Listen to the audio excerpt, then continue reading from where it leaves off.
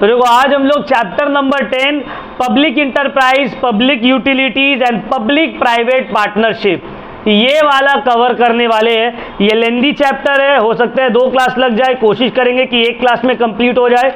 अगर नहीं हो पाता है तो फिर नेक्स्ट क्लास भी इसको कंटिन्यू करेंगे, ठीक है। अब देखो ये बहुत इंपॉर्टेंट चैप्टर है और इसको थोड़ा समझना है ध्यान से, ठीक है। ये जो पोर्शन है बिजनेस स्टडीज और कॉमर्स वाला जो पोर्शन है इसको रट्टा नहीं मारना है, ठीक है। ध्यान से समझो हम क्लास में बोल क्या रहे हैं, ठीक है। उसके बाद जो नोट्स देंगे वो नोट्स को पढ़ लेना है, वीडियो है वीडियो से रिवीजन कर लेना है, समझ लेना है क्या है, और नोट्स से देख लेना है लिखना कैसे है क्वेश्चन आंसर, ठीक है ना। बुक शेयर कर लो, वो वाला बुक है, बुक शेयर कर लो। क्या हुआ, एक और बुक, 1 2 3 तभी भी 4 बुक, 1 2 3 4 5 बुक रहना चाहिए। और कहाँ तुम्हारा बुक? मेरा पास एक बुक है, कबीर का बुक आपका पास है। मेरा बुक आपको दिया था तो ले लो अंदर से, होगा ले लो। तो देखो स्टार्ट करते हैं। सबसे पहले what do you mean by public enterprise? Public enterprise का मतलब क्या होता है, मीनिंग क्या होता है, बोलो। पब्लिक इंटरप्राइज का क्या मतलब होता है?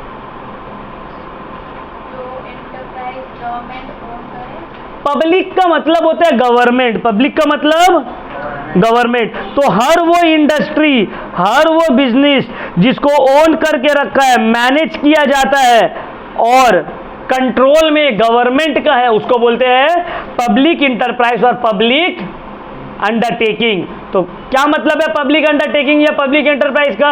हर वो बिजनेस, हर वो ऑर्गेनाइजेशन, हर वो प्रॉफिट मेकिंग या non profit making institute which is under the control, management and owned by the government is known as public enterprise या पब्लिक अंडरटेकिंग। क्लियर? अब what are the characteristics of public undertaking? Public undertaking का क्या characteristics है, क्या features है? सबसे पहला feature तो यही है, स्टेट ओनरशिप। स्टेट ओनरशिप का मतलब, स्टेट का मतलब क्या है? स्टेट का मतलब यहां दिल्ली, मुंबई, आगरा स्टेट का बात नहीं हो रहा है, यहां स्टेट का मतलब है गवर्नमेंट। पब्लिक अंडरटेकिंग्स का ओनरशिप किसके पास है? गवर्नमेंट। समझ में आया? तो पहला फीचर क्या है, ओनरशिप किसके पास है? गवर्नमेंट। अच्छा कोई एक एग्जाम्पल हमको बताओ तो पब्लिक अंडरटेकिंग्स का, इतना सारा है।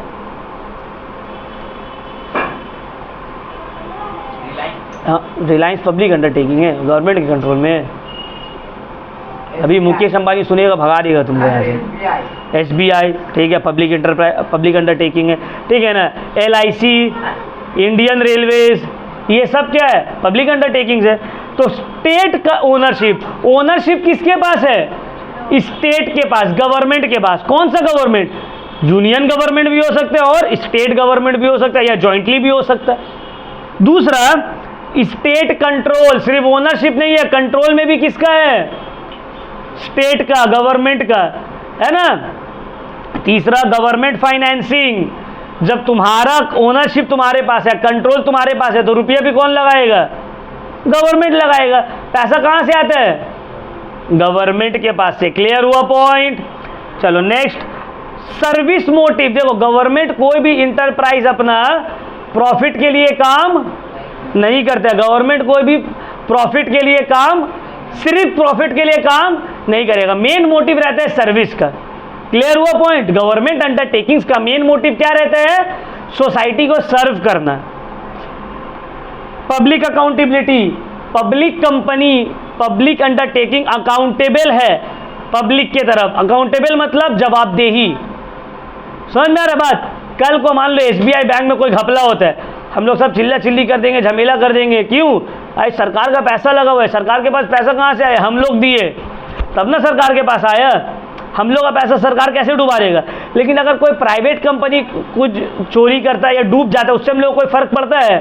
तो डूब गया, हम लोग को क्या करना है उससे? तो पब्लिक अंडरटेकिंग्स, पब्लिक अकाउंटेबल है, अकाउंटेबल है टुवर्ड्स द पब्लिक। क्लियर हुआ पॉइंट? और ऑटोनॉमस बॉडी। अब देखो कंट्रोल में गवर्नमेंट का है, ओनरशिप गवर्नमेंट के पास है, लेकिन ऑटोनॉमी भी अपने पास है। जैसे कि अगर गवर्नमेंट स्कूल है तो गवर्नमेंट स्कूल हर काम क्या ममता बनर्जी से फ़ोन करके पूछेगा तब करेगा? तुम लोग में बहुत कोई गवर्नमेंट स्कूल में भी होगे, तो अगर गवर्नमेंट स्कूल में हो तुम लोग, तो गवर्नमेंट स्कूल का प्रिंसिपल जो है कल छुट्टी होगा या कल क्या सब्जेक्ट लेना उसके लिए ममता बनर्जी को फ़ोन करेगा कि मैम कल हम अकाउंट्स का क्लास रख दिए, कल हम जल्दी छुट्टी दे दे? नहीं, क्योंकि उन लोग के पास ऑटोनॉमी भी है। समझ में आ रहा है? ऑटोनॉमस बॉडीज़ है, हर डे टू डे एक्टिविटीज़ के लिए गवर्नमेंट से नहीं पूछने का ज़रूरत है उसको। तो ये सब फीचर्स है, किसका फीचर है? गवर्नमेंट इंटरप्राइज या पब्लिक अंडरटेकिंग का। अब देखो, एक पब्लिक इंटरप्राइज और एक प्राइवेट इंटरप्राइज के बीच में आपस में क्या डिफरेंस है? What is the difference between public undertaking and private enterprise? अब देखो, डिफरेंस दिया हुआ है पॉइंट फॉर्म में, लेकिन तुम उसको लिखोगे कॉलम बनाकर, ठीक है ना? तो पहला है ऑब्जेक्ट्स। प्राइवेट इंटरप्राइज का ऑब्जेक्ट है प्रॉफिट, पब्लिक इंटरप्राइज का ऑब्जेक्ट है सर्विस।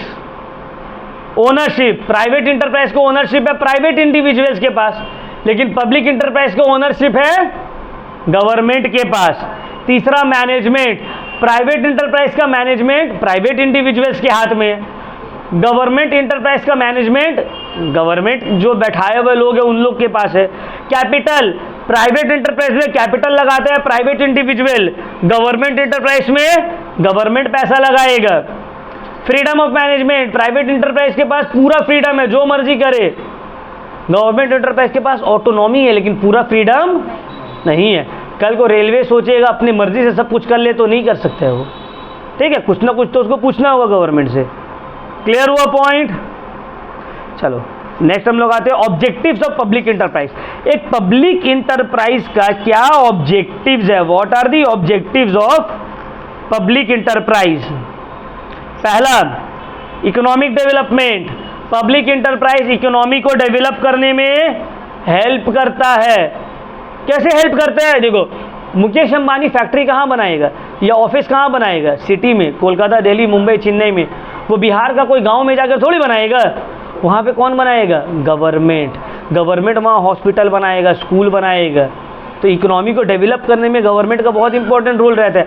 बैकवर्ड एरियाज को डेवलप करने में पब्लिक इंटरप्राइज का बहुत इंपॉर्टेंट रोल रहता है।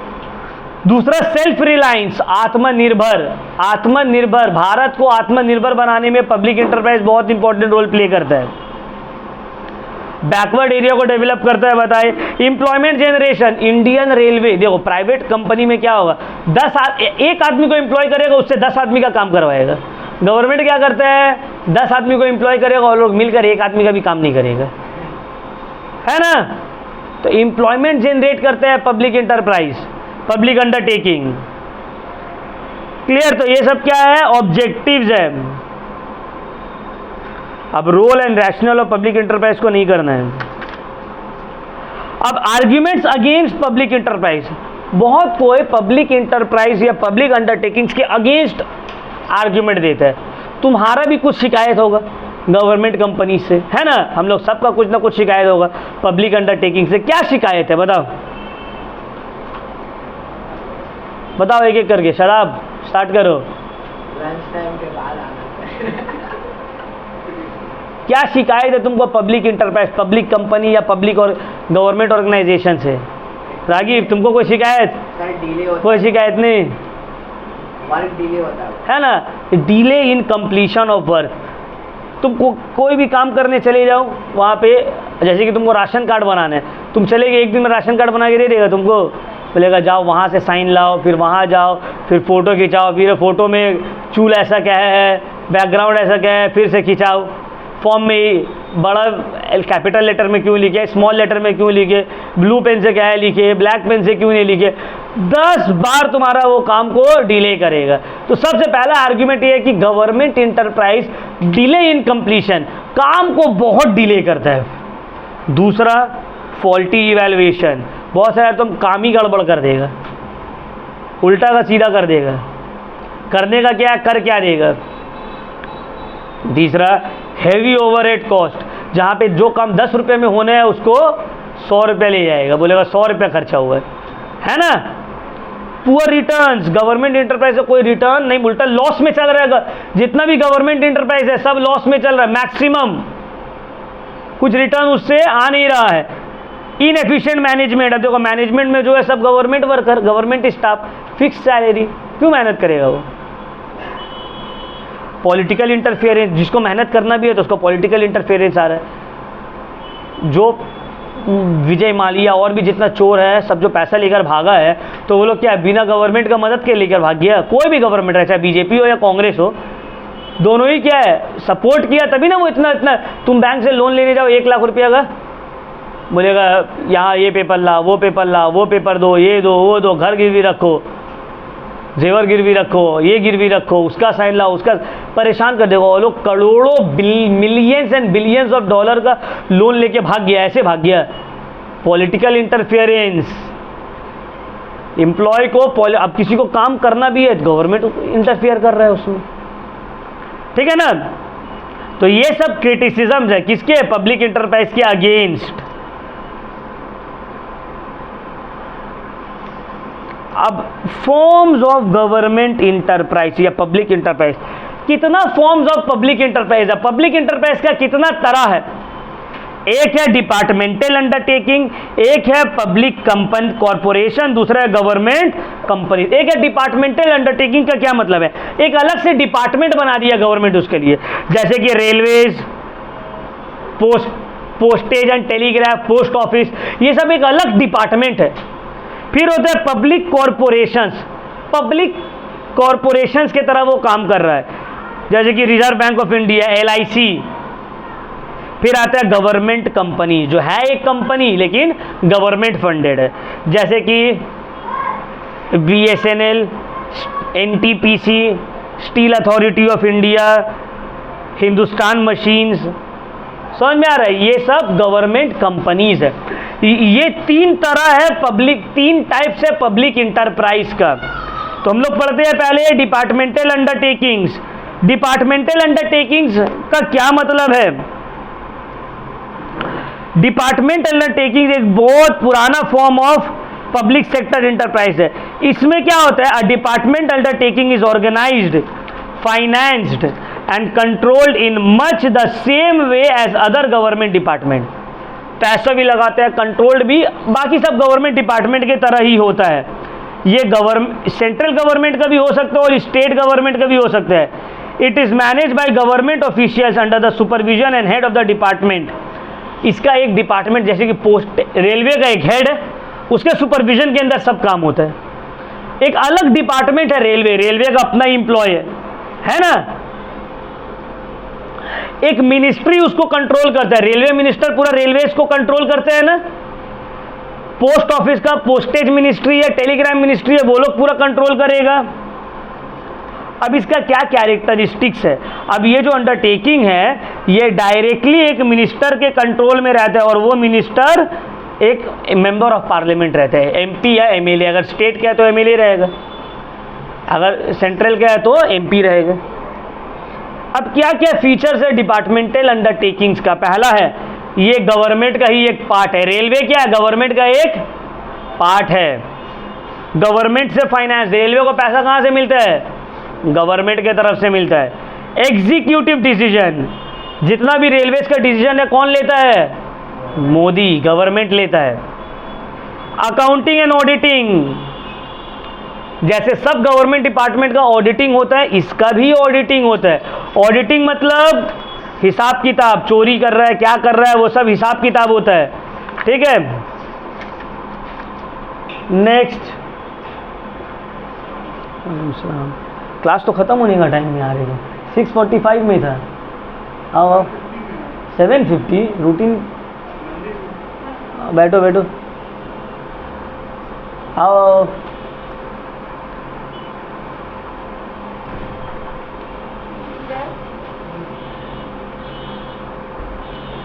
Civil service code new routine बना है 6:45। हमको लगा तुमको पता था, अभी 1 हफ्ता से तुम लोग न्यू रूटीन फॉलो कर रहे हैं।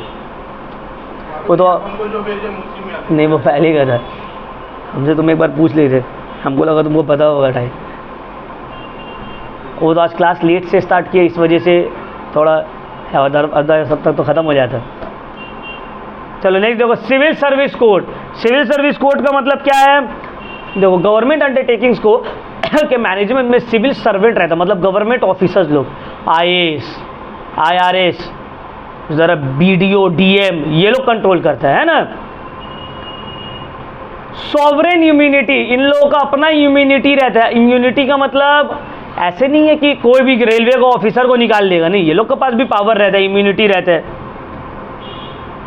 अब क्या एडवांटेजेस है डिपार्टमेंटल अंडरटेकिंग्स का? डिपार्टमेंटल अंडरटेकिंग्स का क्या एडवांटेजेस है? What are the advantages of departmental undertakings? एक एक करके पढ़ते हैं। इजी फॉर्मेशन, जितना भी डिपार्टमेंटल अंडरटेकिंग्स है वो इजीली फॉर्म हो जाता है। सर कैसे इजीली फॉर्म होता है? बस एक एक्ट फॉर्म होगा, पास होगा पार्लियामेंट से, फॉर्म हो गया।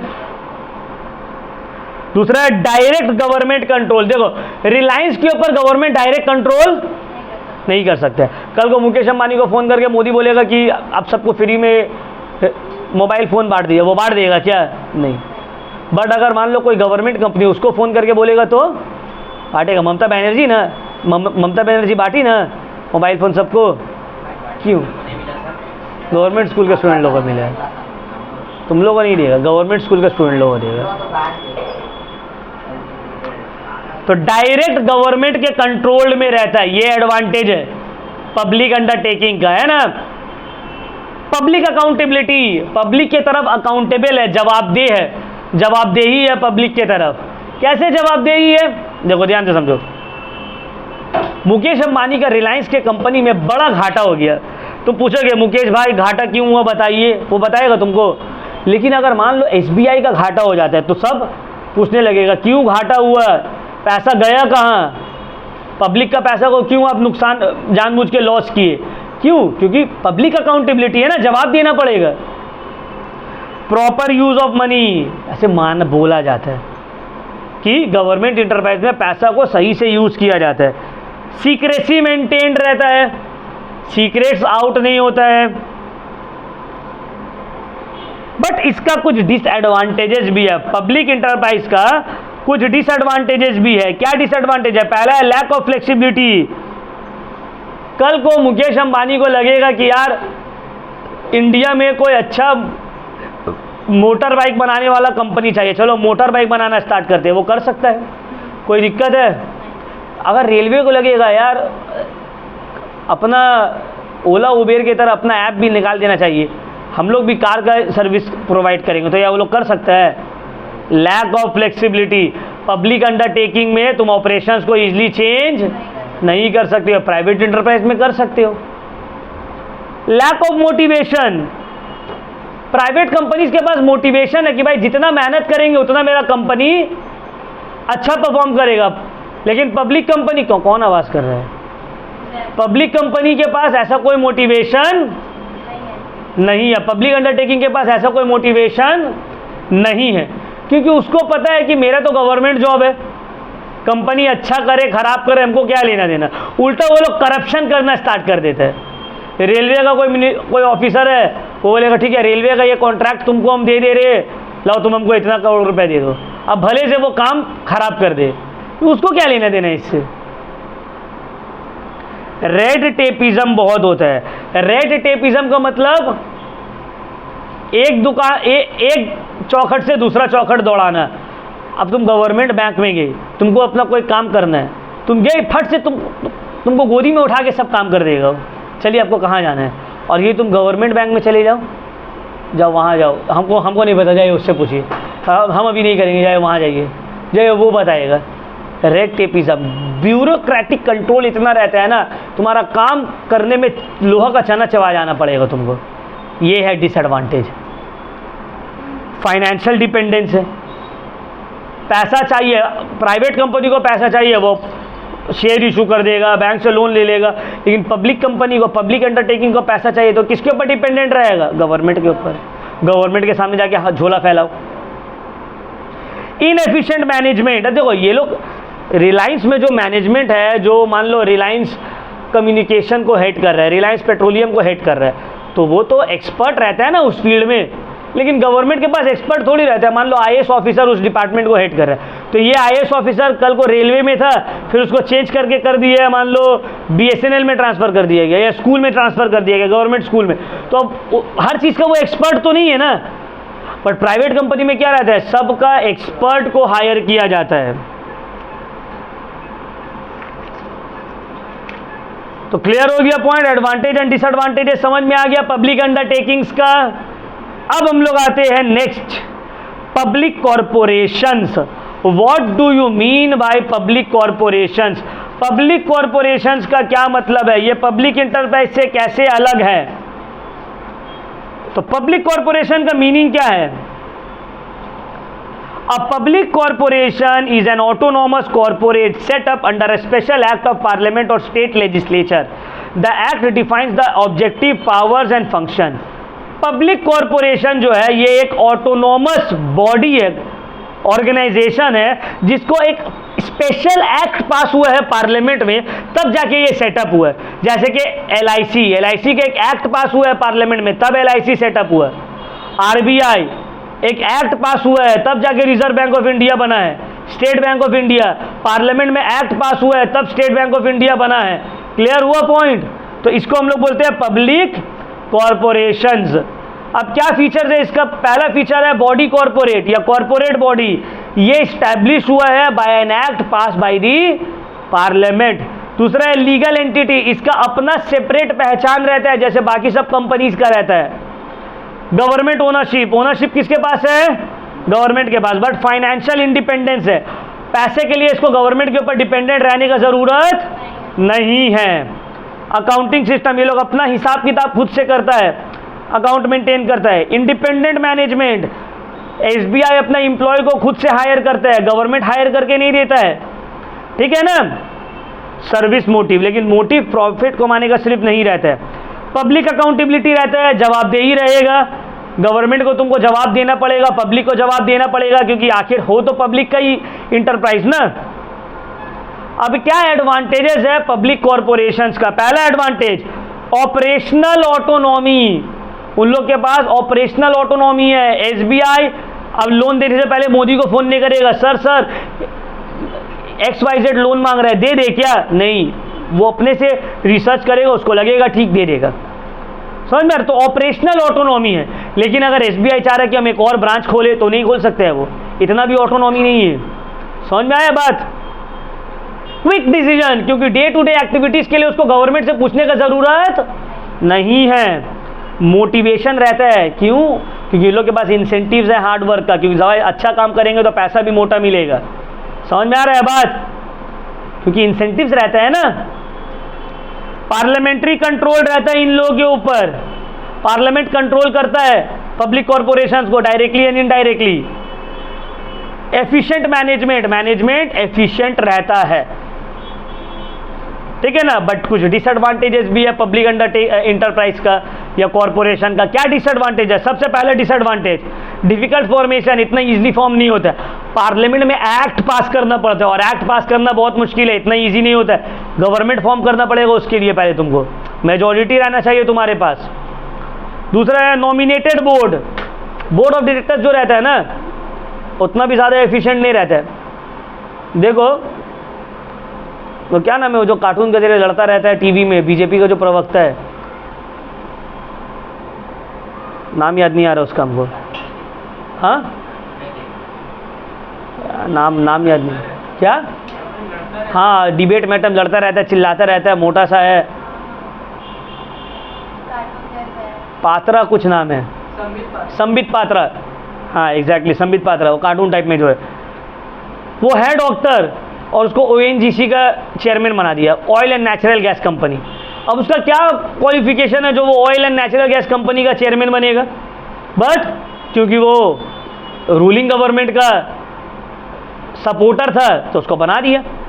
तो नॉमिनेटेड बोर्ड बोलने को इंडिपेंडेंट रहता है, लेकिन गवर्नमेंट तो उसी को बैठाएगा ना जो उसका आदमी हो, और उसका जो आदमी हो कोई ज़रूरी नहीं है वो एफिशिएंट हो। डिसएडवांटेज ये।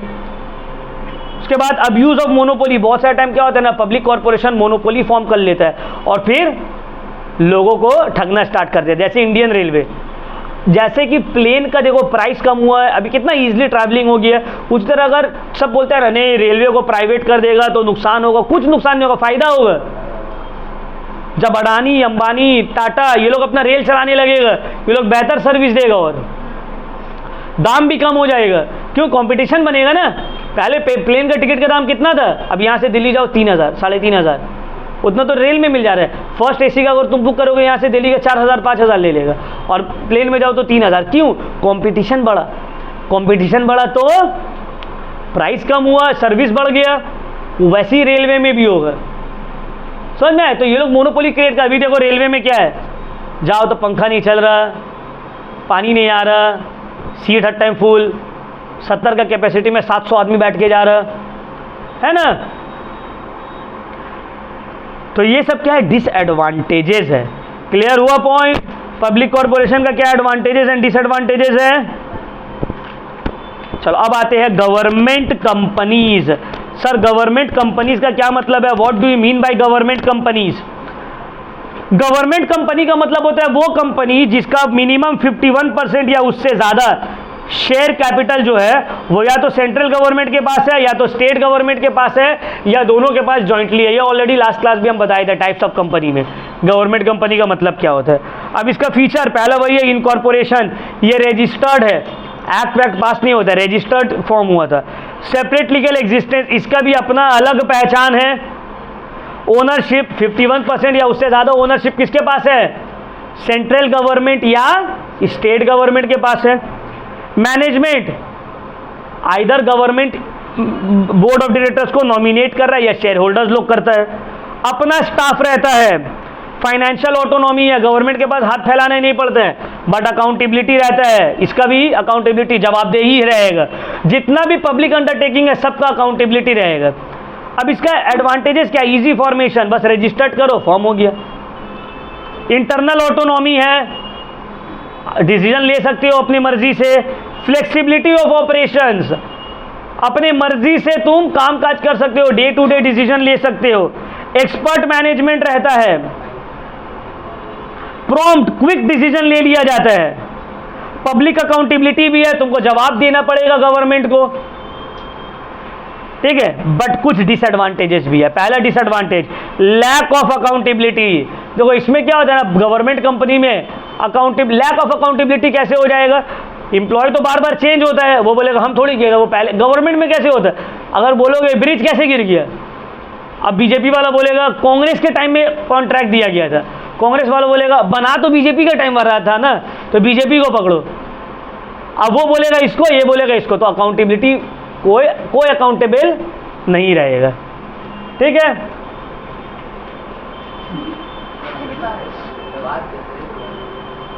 ऑटोनॉमी इन नेम, ऑटोनॉमी सिर्फ नाम का है।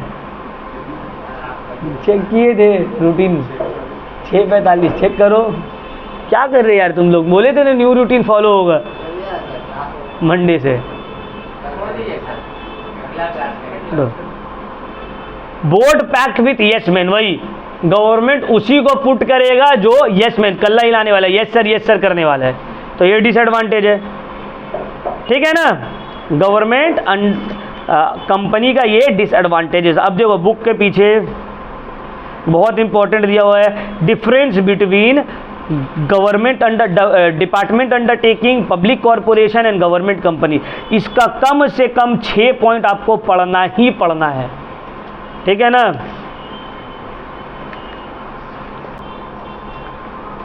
तो देखो नेक्स्ट हम लोग पढ़ते हैं प्रॉब्लम्स ऑफ पब्लिक इंटरप्राइज। क्या क्या प्रॉब्लम्स है पब्लिक इंटरप्राइज का? तो पब्लिक इंटरप्राइज का मतलब तो पता ही है ना, जो गवर्नमेंट अंडरटेकिंग्स है। तो सबसे अच्छा तुम लोग पहले ये बताओ, बिना बुक को देखे, एक पब्लिक इंटरप्राइज, एक गवर्नमेंट इंटरप्राइज का क्या क्या प्रॉब्लम होता है तुम लोग के अकॉर्डिंगली? बोलो। देखे हो ना गवर्नमेंट अंडरटेकिंग, गवर्नमेंट इंटरप्राइज तो देखे होगे, सुने होगे। क्या क्या प्रॉब्लम रहते हैं उन लोगों का? जैसे कि फॉर एग्जांपल मान लो बीएसएनएल का क्या प्रॉब्लम है? हाँ बोलो। या पोस्ट ऑफिस या रेलवे, ये सब का क्या प्रॉब्लम है? बोलो। सबसे पहला प्रॉब्लम पुअर प्रोजेक्ट प्लानिंग। ये लोग का प्रोजेक्ट प्लानिंग अच्छा नहीं होता है, प्लान कुछ और करता है, करता कुछ और है। दूसरा ओवर कैपिटलाइजेशन, पैसा इतना इन्वेस्ट कर देता है स्टार्टिंग में ही कि उसको रिकवर कर पाना मुश्किल हो जाता है। तीसरा हाई इस्टेब्लिशमेंट कॉस्ट, बनाने का खर्च बहुत हाई है। जैसे कि फॉर एग्जांपल मान लो कोई प्राइवेट स्कूल, जितना भी प्राइवेट स्कूल है, जैसे कि मान लो अभी डॉन बॉस्को है, जेवियर्स है, तो क्या स्टार्टिंग से ये लोग एकदम बड़ा आलीशान बिल्डिंग बना दिया था? नहीं, स्टार्टिंग में हो सकता है एकदम छोटा सा जगह से स्टार्ट किया था, फिर धीरे धीरे करके डेवलप किया। बट अगर मान लो गवर्नमेंट स्कूल खुल रहे तो स्टार्टिंग ही में उसको एकदम बड़ा इमारत बना देगा, है ना। तो स्टैब्लिशमेंट कॉस्ट बहुत हाई रहता है। ओवर स्टाफिंग बहुत बड़ा प्रॉब्लम है पब्लिक इंटरप्राइज का। ज़रूरत से ज़्यादा आदमी को काम में रख लिए, कहीं पे ज़रूरत से ज़्यादा आदमी को काम में रख लिया, कहीं पे आदमी ही नहीं है काम करने के लिए, है ना। Lack of proper price policy, अच्छा प्राइसिंग पॉलिसी नहीं है। या तो प्राइस बहुत ओवर चार्ज कर रहा है, या तो प्राइस बहुत अंडर चार्ज कर रहा है। कोई लॉजिक नहीं है प्राइसिंग के पीछे, क्यों हम ये प्राइस चार्ज करें, कोई ये सब लॉजिक नहीं देख रहा है। Unsatisfactory industrial relations, industrial relations workers के साथ, सप्लायर्स के साथ, कंज्यूमर्स के साथ जो रखना था वो नहीं रख पा रहा है। कोई कोऑर्डिनेशन नहीं आपस में, मोटिवेशन नहीं, मैनेजमेंट के पास मोटिवेशन नहीं, वर्कर के पास कोई मोटिवेशन नहीं काम करने का। और पॉलिटिकल इंटरफियरेंस, ये सब जो है प्रॉब्लम्स है एक पब्लिक इंटरप्राइज का, है ना। कुछ अच्छा करने भी मांग रहे हैं तो वो नेता का कॉल आ गया है, ये मेरा साला है इसको दे दो कॉन्ट्रैक्ट, वो मेरा जीजा है तो उसको दे दो कॉन्ट्रैक्ट, ये मेरा बेटा है तो इसी के दुकान से खरीदना होगा तुमको, है ना। ये ब्रिज सुने हो ना, बिहार का एक ब्रिज गिरा, दोबारा बनाया, दोबारा फिर गिरा, एक बार गिरा था, बनाया था, फिर गिरी है। और एक बार बनाने का खर्च 1000 करोड़ रुपए होता है, 1000 करोड़ 1100 करोड़ रुपए। सोच रहे हो 1000 करोड़ एक बार गिरा, मतलब 1000 करोड़ रुपए गिर गया। 1000 करोड़ में कितना कुछ हो सकता है ना। अगर मान लो गवर्नमेंट स्कूल ही खोलेगा, एक गवर्नमेंट स्कूल आलीशान स्कूल खोलेगा, 10 करोड़ रुपए खर्च है, 100 गवर्नमेंट स्कूल खुल जाएगा। तो क्यों पॉलिटिकल इंटरफेरेंस। वहाँ से नेता फ़ोन करके बोलेगा सीमेंट मेरा जीजू का दुकान से आ गया, कलर मेरा बेटा का दुकान से आ गया। अब बेटा कलर का नाम में सिर्फ पानी बेच दे रहा, वो सीमेंट के नाम में सिर्फ मिट्टी बेच दे रहा। पॉलिटिकल इंटरफियरेंस, है ना। अच्छा, क्या सजेशंस दे सकते हैं हम लोग कि इम्प्रूव करें पब्लिक इंटरप्राइज। पहला सजेशन तो ये देंगे भाई ऑपरेशनल ऑटोनॉमी, काम करने का आज़ादी दो उन लोगों को, ऊपर से दबाव नहीं। मान लो फॉर एग्जाम्पल अगर पोस्ट ऑफिस है या BSNL है तो BSNL का जो हेड है वो डिसाइड करेगा कि BSNL में क्या होगा। कोई MP MLA को मत डिसाइड करने दो, उसको उतना नॉलेज नहीं है। दूसरा कंपीटेंट मैनेजर, यस मैन लोग को मत बुलाओ, अपना जो चमचा है उन लोगों को मत रखो काम में, जो कंपीटेंट है उसको रखो। रैशनल लेबर पॉलिसी, एक अच्छा लेबर पॉलिसी लाओ ताकि लेबर लोग भी मेहनत करें, इंसेंटिव्स दो। तुम लोग अगर ये चीज़ नोटिस किए होगे, ट्राम में बैठे हो, ट्राम में कभी ना कभी बैठे होगे, या फिर वो जो गवर्नमेंट बस जो होता है उसका कंडक्टर लोग कभी आता है पैसा मांगने तुमसे।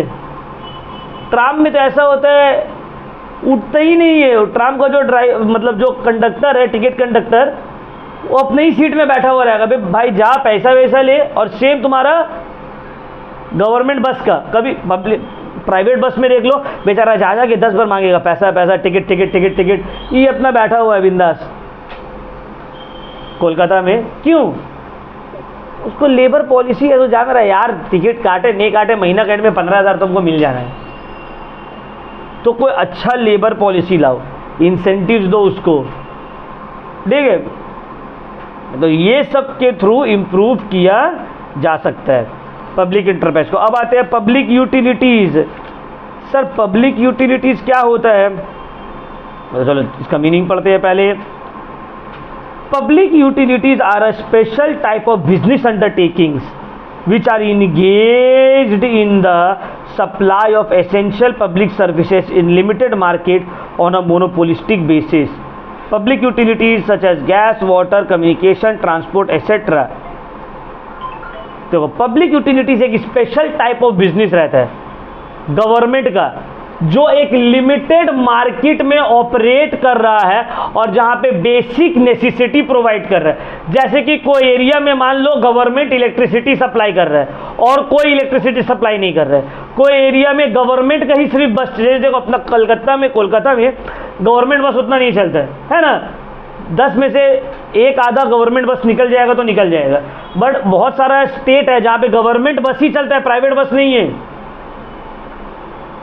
दिल्ली में हम जब 2016 में दिल्ली गए थे, 12 पास किए थे, उसके बाद घूमने गए, चलो भाई घूमने जाएंगे, दिल्ली चले गए। तो हम लोग यहाँ पे क्या आदत है, टिकट कलेक्टर लोग हम लोग पैसा जाके देते हैं, आएगा 10 बार मांगेगा तब देंगे, अभी रुको ना थोड़ा आगे बढ़ने दो तब देंगे, गाड़ी को आगे जाने दो तब देंगे, है ना। और बेचारा आएगा मांगने आएगा। तो हमको दिल्ली में भी वैसे ही टाइप में लगा था सिस्टम। हम जाके अपना सीट में बैठ गए, तो मेरा एक फ्रेंड जो दिल्ली में ही रहता था वो बोले टिकट ले लेना। बोला हम क्या लेंगे, वो खुद आकर लेने। बोले कोलकाता समझ गया इसको, उन्हें आकर लेने, तेको जाकर लेना पड़ेगा। और अगर तुम नहीं लेते है वो तुमको बोलेगा भी नहीं कुछ। और चेकिंग करने के लिए हर स्टॉप में, जैसे ट्रेन में टीटी यहाँ चढ़ता है ना, वहाँ बस में चढ़ता है।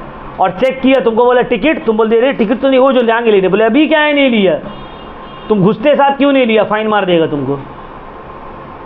ऐसा सिस्टम है वहाँ। हम बोले इतना, हम लोग तो कोलकाता में कंडक्टर लोग को इज्जत ही नहीं देते हैं। तो जाओ ना यार, देंगे पैसा, अभी नहीं है, जाओ बाद में आओगे। वहाँ पे वो तुमसे मांगेगा नहीं, तुम जाके उल्टा लोग बोलता है भाई टिकट काट लो, टिकट। वो बोले अरे रुको ना काट रहे। नहीं काट लीजिए ना, काट लीजिए। जहाँ चेकिंग में चढ़ गया और तुम्हारा हाथ में टिकट नहीं है तो तुमको फाइन कर देगा। तुम भले जितना बोलो हम तो बोला था, वो दिया नहीं, जो भी नहीं सुनेगा तुम्हारा बात। ऐसा रहता है। तो पब्लिक यूटिलिटीज का मतलब होता है जहां पे government basic public necessities provide कर रहा है मोनोपोलिस्टिक बेसिस में, मतलब सिर्फ गवर्नमेंट ही प्रोवाइड कर रहा है और कोई प्रोवाइड नहीं कर रहा है। जैसे कि गैस, वाटर, इलेक्ट्रिसिटी, ट्रांसपोर्ट, ये सब बेसिक नेसेसिटी है। अब मान लो अगर ये हम लोग के यहाँ भी तो प्राइवेट कंपनी प्रोवाइड कर रहा है CSC, लेकिन बहुत जगह गवर्नमेंट कंपनी प्रोवाइड करता है, तो इसको बोलते हैं पब्लिक यूटिलिटीज। इसीलिए इसको बोला गया कि स्पेशल टाइप ऑफ इंटरप्राइज है ये। क्लियर हुआ पॉइंट। जैसे कि देखो दिल्ली में दिल्ली जल बोर्ड, दिल्ली ट्रांसपोर्ट कॉरपोरेशन, ये सब पब्लिक यूटिलिटीज में आता है। अब इसका कैरेक्टरिस्टिक्स क्या है पब्लिक यूटिलिटी का? पहला है supply of essential service. Public utility में सिर्फ एसेंशियल सर्विसेज प्रोवाइड किया जाता है जो ज़रूरी है। In elastic demand, in elastic demand मतलब प्राइस बढ़ने और घटने से इसका डिमांड में उतना फर्क नहीं पड़ता, क्योंकि मोनोपोलिस्टिक बेसिस में सप्लाई कर रहे हैं ना, और कोई सप्लाई नहीं कर रहे हैं। नॉन ट्रांसफरेबल डिमांड, डिमांड को ट्रांसफर किया नहीं जा सकता है। रीज़न क्या है? क्योंकि मोनोपोली है, गवर्नमेंट ही सिर्फ सप्लाई कर रहे हैं। Fixed heavy investment, heavy fixed investment, fixed investment बहुत किया जाता है, बहुत खर्च किया जाता है, लंबा पैसा खर्च किया जाता है। लोकल एरिया ऑफ ऑपरेशन, ये लोग को ऑपरेशन करने का जो एरिया रहता है बहुत छोटा रहता है, एक शहर, एक डिस्ट्रिक्ट, ये नहीं कि पूरा सिटी में ऑपरेट कर रहा है, पूरा कंट्री में ऑपरेट कर रहा है, नहीं ऐसे नहीं। मोनोपोली पोजीशन, मोनोपोली पोजीशन मतलब अकेला जो कर रहा है अकेला, और कोई भी सेलर कंपटीशन में नहीं है। Special problem of public utilities, public utilities का भी ना कुछ प्रॉब्लम है। सर क्या प्रॉब्लम है पब्लिक यूटिलिटीज का? सबसे बड़ा प्रॉब्लम प्लांट का लोकेशन। जनरली जो प्लांट का लोकेशन रहता है वो बहुत बड़ा प्रॉब्लम रहता है पब्लिक यूटिलिटीज का, क्योंकि वो पॉश एरिया में नहीं रहते हैं। रीजन क्या है? देखो अब कोलकाता में तो सभी कोई मांगेगा हम बिजनेस करें, सभी कोई मांगेगा हम पानी सप्लाई करें, गैस सप्लाई करें, लेकिन मान लो बंगाल का एक आउटस्कर्ट्स में एक छोटा सा गांव है, वहाँ कोई सोचेगा यार हम वहाँ जाके इलेक्ट्रिक सप्लाई करते हैं, वहाँ जाके जो है हम पानी सप्लाई करते हैं? नहीं, क्योंकि वहाँ कमाई नहीं है। तो वहाँ कौन जाएगा? Public utilities. तो पब्लिक यूटिलिटीज़ का जनरली जो प्लांट रहता है वो बहुत आउटस्कर्ट्स में रहता है, बहुत इंटीरियर में रहता है। साइज ऑफ बिजनेस, देखो पब्लिक यूटिलिटीज़ का जो साइज ऑफ बिजनेस है वो क्वाइट लार्ज रहता है। क्यों? क्योंकि मोनोपोली बेसिस में ऑपरेट कर रहे हैं, ठीक है, अकेला ऑपरेट कर रहा है और कोई नहीं है, और नेसेसिटी है, करना ही पड़ेगा। मार्केटिंग का बहुत बड़ा प्रॉब्लम हो जाता है पब्लिक यूटिलिटी में। क्यों? क्योंकि उसको तो किसी से कंपटीशन करना ही नहीं है, तो थोड़ी मार्केटिंग करेगा। सीएससी का भी ऐड डालता है, आओ हमसे इलेक्ट्रिसिटी ले लो, कि उसको पता है यार ये लोग को इलेक्ट्रिक का दरकार पड़ेगा, मेरे ही पास तो आएगा, और कहाँ आएगा, है ना। ओनरशिप और मैनेजमेंट किसके पास रहता है? गवर्नमेंट के पास, ठीक है ना। ये 5 पॉइंट याद रखना। अब आते हैं very very very important point, exam में आने वाला क्वेश्चन। पीपीपी, क्या P? Public private partnership. PPP का मतलब पब्लिक प्राइवेट पार्टनरशिप। तो पब्लिक प्राइवेट पार्टनरशिप का मतलब क्या होता है? पब्लिक प्राइवेट पार्टनरशिप का मतलब होता है वो बिजनेस जहां पे पब्लिक सेक्टर मतलब गवर्नमेंट और प्राइवेट सेक्टर दोनों हाथों में हाथ डालकर और एक दूसरे का साथ देकर काम करता है, ठीक है। हाथों में हाथ और एक दूसरे का साथ, इसको क्या बोलते हैं? Public private partnership.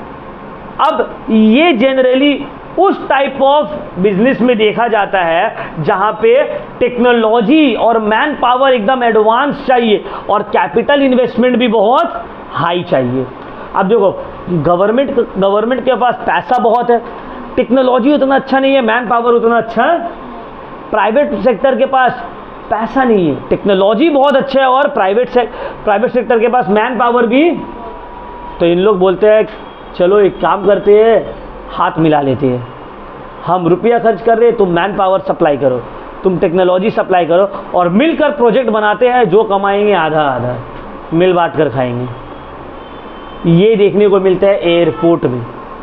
जितना भी एयरपोर्ट है वो सब पीपीपी मॉडल में हो रहा है, पब्लिक प्राइवेट पार्टनरशिप मॉडल में। क्योंकि देखो एयरपोर्ट में, रेलवे स्टेशन की तरह थोड़ी है एक बार बना दिया 20 साल तक चलेगा, है ना। ये बस स्टॉप की तरह थोड़ी है एक बार बना दिया उसके बाद जब तक टूट टाट के पूरा गिर नहीं जाए तब तक उसको चेंज नहीं करेंगे। एयरपोर्ट में तो हर वीक हर मंथ जैसे प्रॉब्लम हुआ फट से तुमको उसको प्रॉब्लम को सॉल्व करना है ना, एकदम मॉडर्नाइज रखना है। ये भी मेरे अंकल का कॉल आया एयरपोर्ट में, दिल्ली एयरपोर्ट में, वो बोल रहे कि एक कप चाय का 200 रुपया मांग रहा है, एक बोतल पानी की 180 रुपया मांग रहा है। इतना महंगा क्यों रहता है? क्योंकि कॉस्ट ऑफ ऑपरेशन बहुत महंगा रहता है। समझ में आया?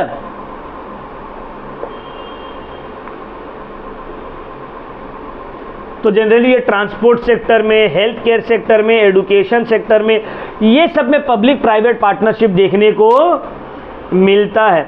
अब इसका कुछ एग्जाम्पल दिखा दीजिए सर। जैसे कि देखो Rajiv Gandhi super speciality hospital जो कर्नाटका में है वो पीपीपी मॉडल में है, क्योंकि देखो हॉस्पिटल में भी मॉडर्नाइजेशन चाहिए। अब अगर गवर्नमेंट हॉस्पिटल है, मान लो अपना चितरंजन, वहाँ तो अच्छा आदमी जाके मर जाएगा, अच्छा आदमी को जो अच्छा उसको एडमिट करो, मुर्दा निकालो। और प्राइवेट हॉस्पिटल में जाओगे तो इलाज हो जाएगा, बिल सुनेगा तो बिल सुनते हुए उसको हार्ट अटैक हो जाएगा। तो पीपीपी मॉडल निकाल दिए गए कि प्राइवेट सेक्टर का एडवांसमेंट रहेगा और पब्लिक उसको थोड़ा कोऑपरेट करेगा, गवर्नमेंट उसको कोऑपरेट करेगा, है ना। तो इसका क्या फीचर्स है? पार्टनरशिप रहता है गवर्नमेंट और प्राइवेट सेक्टर के बीच में। हाई प्रायोरिटी प्रोजेक्ट, वो प्रोजेक्ट जो बहुत हाई प्रायोरिटी है, मतलब जिसको अभी के अभी करना है, करना होगा, ठीक है। सोशल ऑब्जेक्टिव, इसका मेन ऑब्जेक्टिव रहता है ना पैसा तो कमाना, साथ ही साथ सोसाइटी को भी सर्व करना है। पूलिंग ऑफ रिसोर्सेज मतलब तुम आधा लाओ आधा हम ला रहे हैं, मिला जुला कर काम होगा। रेवेन्यू शेयरिंग, पैसा भी शेयर होता है, समझ में आ रहा है। जो भी कमाया, जैसे कि मान लो एक पीपीपी मॉडल में एक एयरपोर्ट बना, तो एयरपोर्ट से जो भी कमाया होगा वो बटेगा गवर्नमेंट और प्राइवेट कंपनी के बीच में, ठीक है ना। अब देखो इसका क्या एडवांटेज है पीपीपी का। सबसे पहला एडवांटेज तो ये है कि प्राइवेट कंपनी को फंडिंग का टेंशन नहीं रहता है। पीपीपी मॉडल जो है स्पीड में काम हो जाता है, झटपट। तीसरा, क्वालिटी ऑफ सर्विस बहुत हाई रहता है, क्योंकि ना यहाँ पैसा का कमी है ना यहाँ मैन पावर का कमी है, ठीक है। गवर्नमेंट का काम बढ़ जाता है, गवर्नमेंट जो है अकेला अकाउंटेबल नहीं रहता। गवर्नमेंट बोलता है भाई हम क्या करें, इतना बड़ा कंपनी को तो दिए साथ में, अब वो भी गड़बड़ कर दिया तो हम क्या करें। बट इसका कुछ डिसएडवांटेज भी है। पहला डिसएडवांटेज ये, प्राइवेट सेक्टर के हाथ में जाने से प्राइवेट सेक्टर तो यही ना चाहेगा कि भाई हम ज़्यादा से ज़्यादा प्रॉफिट कमाएं उसको सोशल वेलफेयर से क्या लेना देना है? अडानी को एयरपोर्ट दे रही है तो अडानी थोड़ी सोचेगा एयरपोर्ट से हम सोसाइटी को सर्व करेंगे। अडानी तो यही सोचेगा ना कि एयरपोर्ट से कितना ज़्यादा से ज़्यादा हम कमा सके, और उसके जगह कोई भी बिजनेसमैन रहेगा तो वही सोचेगा, बिजनेस करने के लिए वो बैठे हैं। प्राइवेट सेक्टर का जो मेन फोकस रहेगा वो प्रॉफिट की तरफ ही रहेगा। कंट्री का बहुत सारा सीक्रेट लीक हो सकता है प्राइवेट सेक्टर के हिसाब से, अगर प्राइवेट सेक्टर के साथ ये किया गया। देखो एयरपोर्ट जो है एक बहुत ही क्या बोल सकते हो उसको, कॉन्फिडेंशियल जोन है, हाई सिक्योरिटी जोन है। आप एक प्राइवेट सेक्टर के साथ आप मिल के उसको डेवलप करें तो प्राइवेट सेक्टर को भी तो उसका सब सीक्रेट पता है, एयरपोर्ट में कब क्या कहाँ है। मान लो कोई हाईजैकर लोग आ गया तो सिक्योरिटी का मामला से लिहाज से थोड़ा गड़बड़ हो सकता है, और बहुत सारे टाइम गवर्नमेंट और प्राइवेट कंपनी के साथ कॉन्फ्लिक्ट हो जाता है और प्रोजेक्ट वैसे का वैसे रह जाता है। समझ में आ रहा है? प्रोजेक्ट बीच में अटक जाता है। तो ये सब डिसएडवांटेजेस है पीपीपी मॉडल का। ठीक है, तो ये चैप्टर हम लोग का हो गया यहीं पे कंप्लीट। एक बार गो थ्रू कर लो।